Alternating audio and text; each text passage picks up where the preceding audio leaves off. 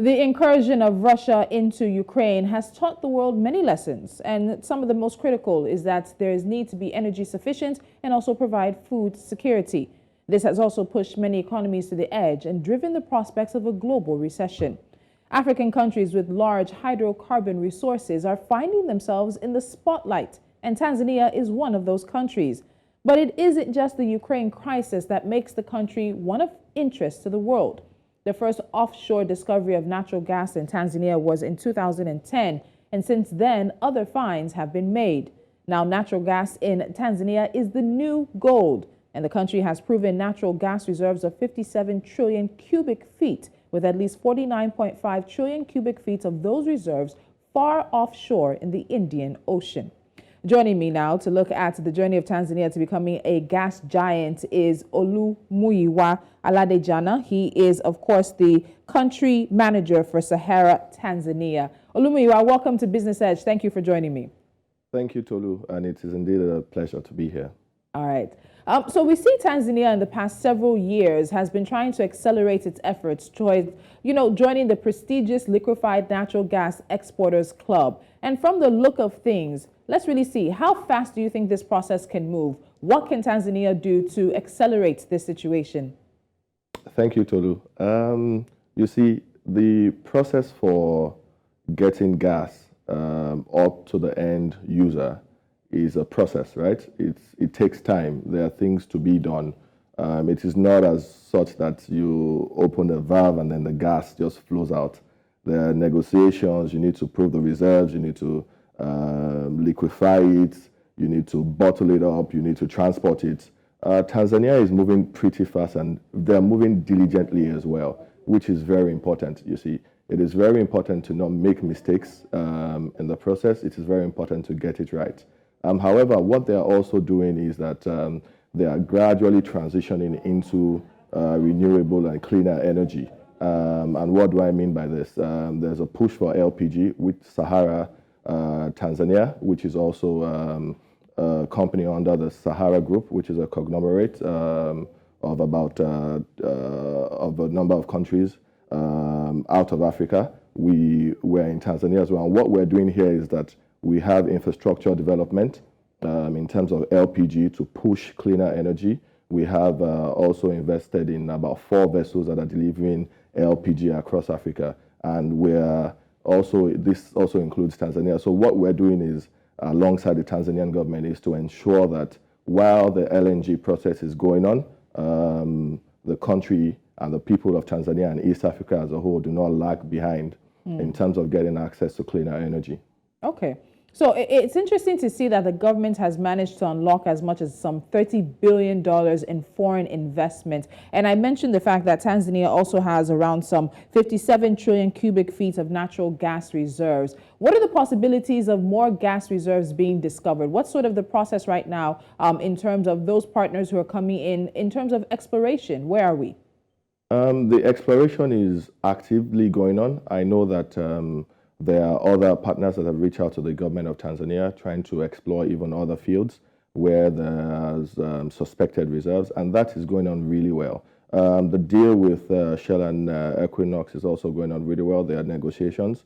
So it is, there's a positive incline to the direction that Tanzania will be able to get more investment and more people to invest in the sector, and therefore they will have more gas to contribute to bring in the world to a cleaner place. So that investment, let's talk about it. 30 billion is a lot, but there also seems to be a lot more that Tanzania can get. So what else does the country need to do to get more investments into the sector? Because it just remains a potential right now. We need to get to the step of actualization and also having the LNG plants take off and having the money rolling in. Yes, indeed. So Tanzania has opened up, which is a very fantastic thing. There are government policies encouraging people to come in to invest. They have also made the environment and the energy sector such that people can, information is easily and readily available. So they've made themselves, open, and they've made themselves available for people to come in. And the country is ready. And I believe that you will find that there will be, right off the bat, once this one kicks off, you will see many other projects like this on the back of it, riding on the back of it. So you say the country is ready, but we know with such projects also comes demands for specific types of labor. And the project won't only enhance LNG in Tanzania, but it'll also improve job creation. So the expectation is we should see around 5,000 jobs that would be created during the construction phase and some 4,000 to 6,000 jobs created during the operations. And that's an absolutely massive win for a country with a young population, which would be a good thing to ease employment issues.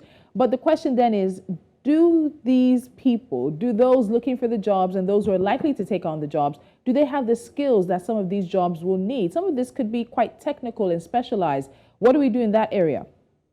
So what I would say about the Tanzanian youth and the Tanzanian people, they are one of the most brilliant, resilient, and hardworking people that I have met across Africa. So the youth, the population, the people, they are indeed ready to take advantage of this. And the country as a whole is ready. They have definitely technical schools. They have graduates. They have people that know the know-how. I mean, they know it. Now it's just the time for them to actually put it to practice. So yes, Tanzania is ready. The youth are ready, and the workforce is indeed very ready to take advantage of the opportunity from the LNG. So we know LNG in Tanzania faces competition. It's like Tanzania is joining others like Algeria, Egypt, Nigeria, and Angola, who are already considered powerhouses on the continents and who have much more experience in production and even navigating around this whole conversation around partners. How do you think this could affect Tanzania's potential markets? The fact that they're just coming into the market, they're going to be trying to take, maybe not necessarily take away business, but also competing in a space where other larger players have been playing for a while. Thank you, Tolu. The call for cleaner energy is a global one. So it's a situation of the more the merrier. For anywhere where there's the option to get cleaner energy and to get cleaner fuel, you will find that there will be market for it because the world needs energy. Everybody needs energy. And so the more energy that can be, the more cleaner fuels, the more cleaner sources of energy that can be contributed to this is welcome to the world. We see what is going on right now. There's a bit of a shortage and all of that. So the more the merrier, and I believe that because other places have it, it will not affect the marketability of Tanzania's LNG. What it will actually do is that it will be contributing to the whole gamut of what the world needs. And I do not think that there will be shortchanged in any way. The demand is there.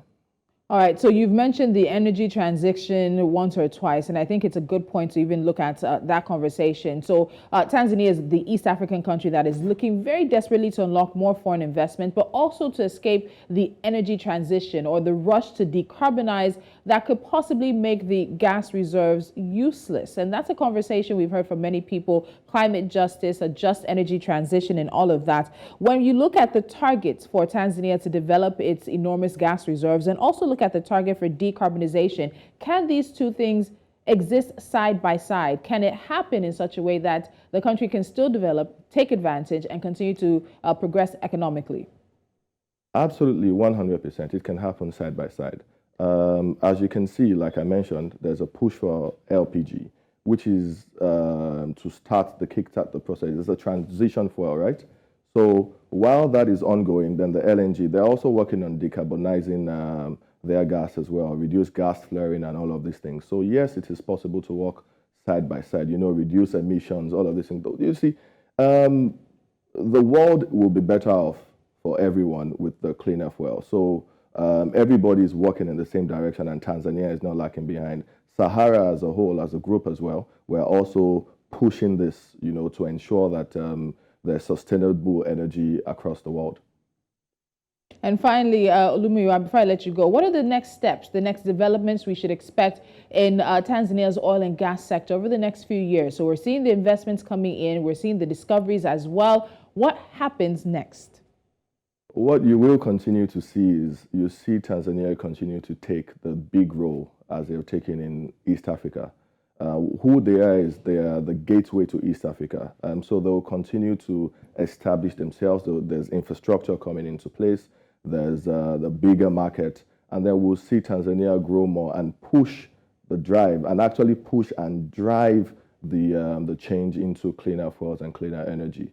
I can assure you that from where we stand and from the business that we're doing in Tanzania, we see the body language of the government, and we are 100% on board, and we know that they will drive this, and Tanzania and also the East African community as a whole will benefit from the transition to cleaner fuel.